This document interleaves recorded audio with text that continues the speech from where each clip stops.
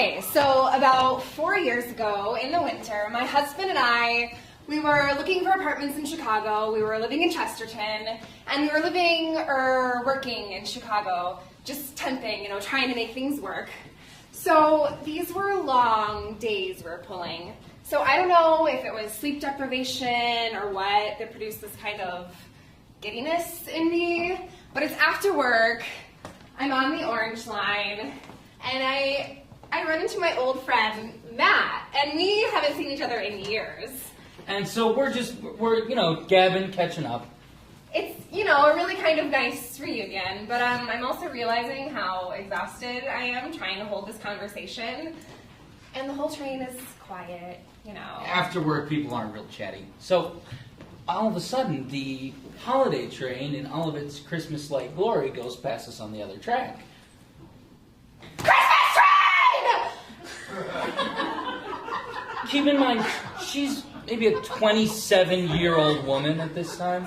I'm standing there with my arm extended, my finger pointed, I've never seen it. I've never seen it. It's awesome.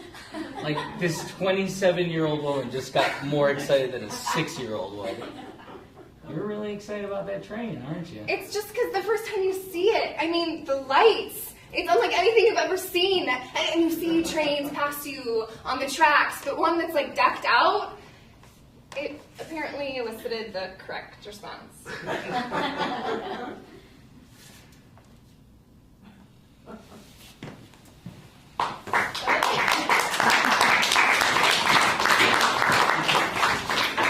That was really fast. Yeah.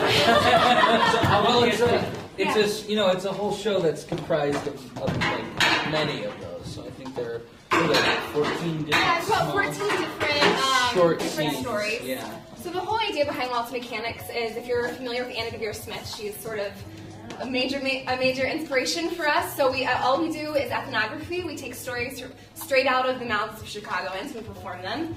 And we transcribe them, so we get all of the ums and likes and repeats of words, just sort of where language breaks down. The humanity really, really comes through.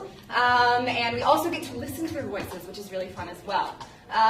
So there's quite a few different sorts of voices that we get to hear. And obviously everybody who rides the CTA has a crazy public transportation. Yeah. And actually, one of the things that we do in our show is that if you guys have a story and come to see the show, you're more than welcome to raise your hand, and you can tell us a story, and we'll play it back for you. You guys get to cast us as the actors in your story, and it becomes just like a little improv.